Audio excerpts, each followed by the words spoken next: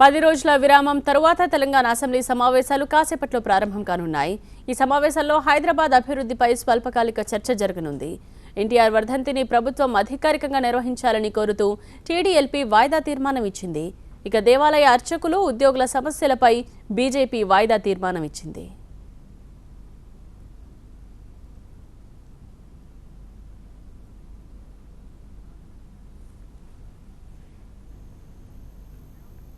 Assembly ప్రాంగణం నుంచి మా ప్రతినిధి రాకేష్ సిద్ధంగా ఉన్నారు మరిన్ని వివరాలు అందించడానికి. రాకేష్, 10 రోజుల విరామం తర్వాత తెలంగాణ అసెంబ్లీ మళ్ళీ మొదలైంది. 2 రోజుల పాటు అసెంబ్లీ సమావేశాలు జరిగే అవకాశం కనిపిస్తుంది. ఈరోజు అయితే లఘు చర్చగా హైదరాబాద్ నగర అభివృద్ధి, హైదరాబాద్ పైన ప్రభుత్వం ఇచ్చినటువంటి హామీలేంటి, హామీలు ఎట్లా నెరవేర్చింది, హైదరాబాద్ అభివృద్ధిలో ఇప్పుడున్నటువంటి మార్కెట్ అనేది పూర్తిగా ముఖ్యమంత్రి స్వయంగా సభకు వెల్లడించున్నారు.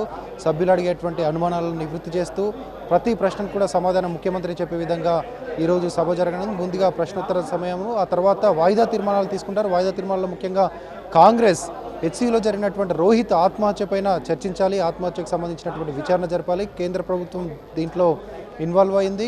అదేవిధంగా రాష్ట్ర ప్రభుత్వం తన పరిధిలో ఉన్నటువంటి యూనివర్సిటీలో ఖచ్చితంగా విచారణ జరిపించాలి. అదేవిధంగా రోహిత్ వేముల సమస్యను ప్రభుత్వం సీరియస్గా తీసుకోవట్లేదు, ఖచ్చితంగా సీరియస్గా తీసుకోవాలంటూ కాంగ్రెస్ పట్టుబడుతుంది.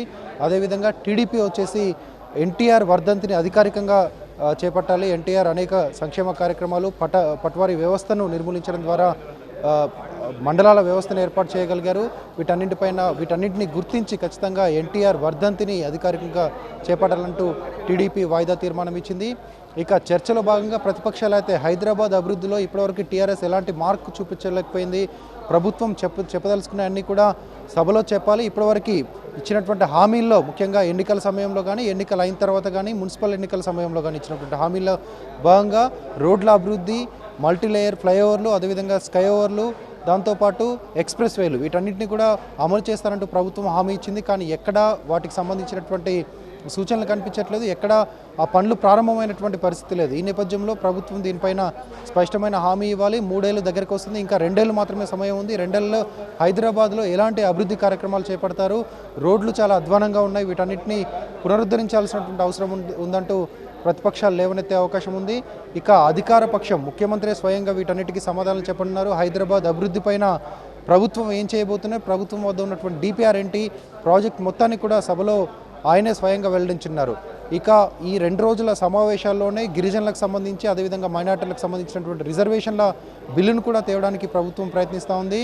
ఎన్నికల్లో ఇచ్చినటువంటి హామీలో భాగంగా 12% మైనార్టీ రిజర్వేషన్లు, అదేవిధంగా గిరిజనులకు 10% రిజర్వేషన్ అమలు చేయాలని ప్రభుత్వం భావిస్తుంది. ఈ నేపథ్యంలో కేంద్రానికి ఇక్కడి నుంచి బిల్లు ఆమోదించి ఇక్కడి నుంచి ఆ తీర్మానాన్ని కేంద్రానికి పంపాలని ప్రభుత్వం ఆలోచనగా తెలిసింది. కానీ ఈ 2 రోజుల్లో గిరిజనులకు సంబంధించినటువంటి రిజర్వేషన్ ఇస్తారా, లేదంటే మైనార్టీలకు సంబంధించిన రిజర్వేషన్ బిల్లుగా తెస్తారా అనేది ఇప్పటివరకైతే క్లారిటీ లేదు. కానీ ఈ రెండిట్లలో ఏదో ఒక రిజర్వేషన్ బిల్లును మాత్రం ఖచ్చితంగా తేనుందనే సమాచారం మాత్రం ఉంది. ఇంకా రేపు మైనార్టీలకు సంబంధించినటువంటి సమస్యపైనే సభ చర్చించే అవకాశం కనిపిస్తుంది. ముఖ్యమంత్రి స్వయంగా ఈరోజు గ్రేటర్ హైదరాబాద్లో టీఆర్ఎస్ ప్రభుత్వం చేపట్టినటువంటి అభివృద్ధి ఏంటి, ఇకపై చేపట్టబోయేటువంటి మాస్టర్ ప్లాన్ ఏంటి అనేది పూర్తి వివరాలను, అదేవిధంగా హైదరాబాద్ చుట్టుపక్కల ఉన్నటువంటి శాటిలైట్ టౌన్షిప్స్ ఏర్పాటు అంశాన్ని కూడా ఈరోజు చర్చించనున్నారు.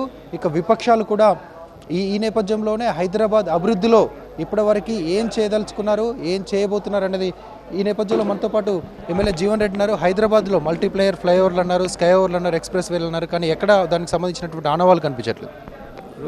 మేమేమంటున్నామంటే స్వాతంత్రం వచ్చి 70 సంవత్సరాలు అయింది. 70 సంవత్సరాల్లో జరగని అభివృద్ధి 2.5 సంవత్సరాల్లో జరగడానికి ఇది అల్లావుద్దీన్ అద్భుత దీపం కాదు. గౌరవ మంత్రివర్యులు ఒక ప్రణాళికబద్ధంగా ఈ హైదరాబాద్ నగరాన్ని అభివృద్ధి చేయడానికి చాలా బ్రహ్మాండంగా చేస్తారు. మొన్న వర్షాలకు రోడ్లు ఎంత పాడైపోయినా ఈ రోజు రోడ్లు చూస్తూ ఉంటే అభివృద్ధికి నిదర్శనంగా కనబడతా ఉంది. చాలా బ్రహ్మాండమైన రోడ్ల పనులు జరుగుతూ ఉన్నాయి. వాటితో పాటు 2 బెడ్రూమ్ల ఇండ్లు ఇప్పటికే ఐడిహెచ్ కాలనీలో నిర్మాణం జరిగింది. జిహెచ్ఎంసీ హైదరాబాద్లో ఒక ప్రణాళికబద్ధంగా ఒక 10 సంవత్సరాలకు 5 సంవత్సరాల ప్రణాళికతో పోతున్నాం కాబట్టి ఇది నిరంతర ప్రక్రియ.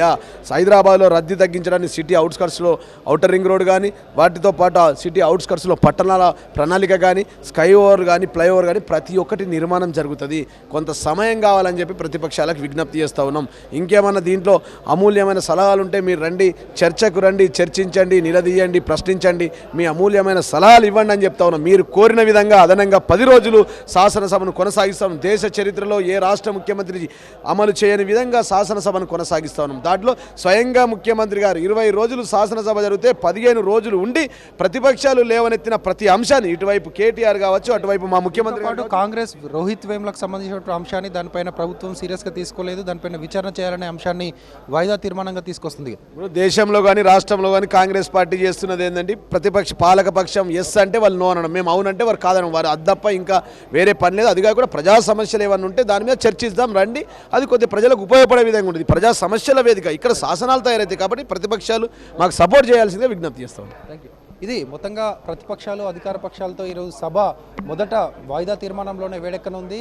రోహిత్ వేముల ఇష్యూను కాంగ్రెస్ చాలా సీరియస్గా తీసుకునే అవకాశం అయితే కనిపిస్తోంది. రాకేష్.